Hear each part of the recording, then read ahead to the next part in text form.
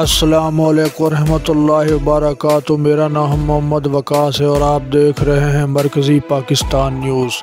जी नाज़रीन मोहतरम, जब से फ़लस्तीन और इसराइल की जंग शुरू हुई है उस वक़्त से लेकर अब तक इंडिया IDF करता जा रहा है। IDF करता जा रहा है। ये IDF वो है, इसराइल की फ़ौज का वो टुकड़ा है या वो एजेंसी है जो इस वक्त फ़लस्तीन के अंदर तबाही मचा रही है। और ये IDF वही है जो ये नहीं देख रहा कि हम बच्चों पर बमबारी कर रहे हैं या फिर हम बूढ़ों पर बमबारी कर रहे हैं या ख़वातीन को निशाना बनाया जा रहा है या फिर हम लोग हस्पतालों को निशाना बना रहे हैं। नाज़रीन कराम, जब से इंडिया ने कश्मीर के अंदर पाँव रखे हैं उस वक़्त से लेकर अब तक वो पूरी दुनिया में चीख के कह रहा है कि मुसलमान जहाँ भी अपनी आज़ादी की जंग लड़ते हैं वहाँ वो टेररिस्ट बन जाते हैं। इन उल्लू को पट्ठों को, इन मीडिया वाले, इंडियन मीडिया वालों को ये देखना चाहिए कि जब तुम्हारे मुल्क के ऊपर गैर कोई ताकत हमला करेगी तो तुम्हारी जब जनता हथियार उठाएगी तो क्या वो भी टेररिस्ट होंगे? अकल के अंधों, अंग्रेज़ों से जब हमने हिंदुस्तान आज़ाद करवाया था उस वक़्त भी तो हमने अंग्रेज़ों के ख़िलाफ़ हथियार उठाए थे।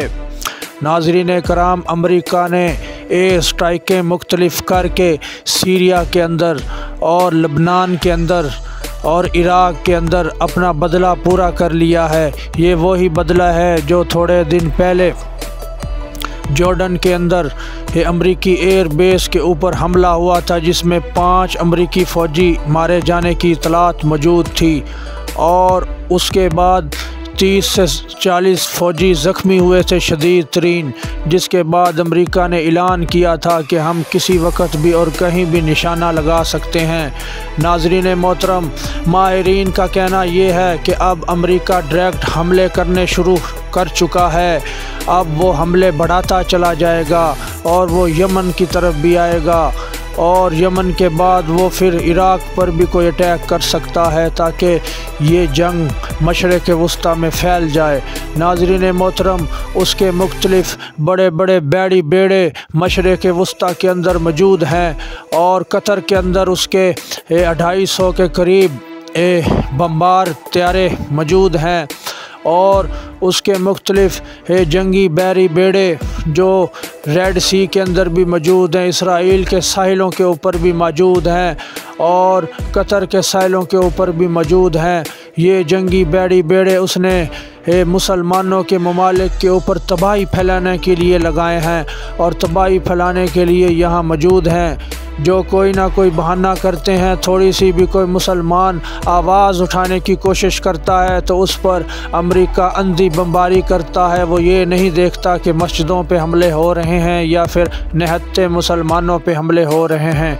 नाज़रीन मोहतरम, रूस को भी अमेरिका ने भड़का दिया है।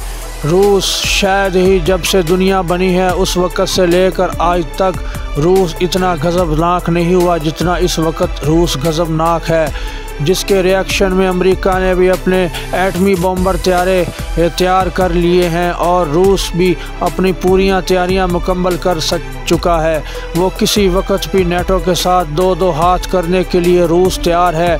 नाज़रीन मोहतरम, रूस ने अमेरिका को अच्छा खपा के रख दिया है। रूस ने ईरान के ज़रिए ईरान के जो प्रॉक्सी ग्रुप्स थे या तंजीमें थी उनको ईरान ने रूस के कहने पर हमला करवाया फ़लस्तीन के ऊपर और अमेरिका को यहाँ और नेटो को यहाँ उलझा के रख दिया। दूसरी तरफ यमन है जो अमेरिका को उलझा के रखा हुआ है। नाज़रीन कराम, ये जंग आलमी जंग की निशानियां हैं। ये कुछ ऐसी निशानियां मौजूद हैं जो हमें इशारा कर रही हैं कि हमारे सर के ऊपर आलमी जंग है और हम माशाल्लाह पाकिस्तान वाले इस वक्त अजीबो गरीब कैफियत के अंदर हैं। कोई कहता है कि मैं सुरखरू हूँ, कोई कहता है कि मैं सुरखरू हूँ, कोई कहता है कि मैं अल्लाह का वली हूँ, कोई कहता है कि मैं ये हूँ। नाज़रीन कराम, हमें इन सब से लड़ाइयों से हाथ धोना पड़ेगा, वगरना हमें इन सब लड़ाइयों को नज़रअंदाज करके अपने दुश्मन और अपने दोस्त को पहचानना होगा। नहीं तो आलमी जंग लगने से पहले हमारी ये तैयारी कर लेनी चाहिए हम लोगों को, वगरना अगर आलमी जंग सर पे होगी तो हमारा कोई दोस्त नहीं होगा। इस वक्त हमारी बहुत ख़तरनाक सूरत हाल है नाज़रीन मोहतरम।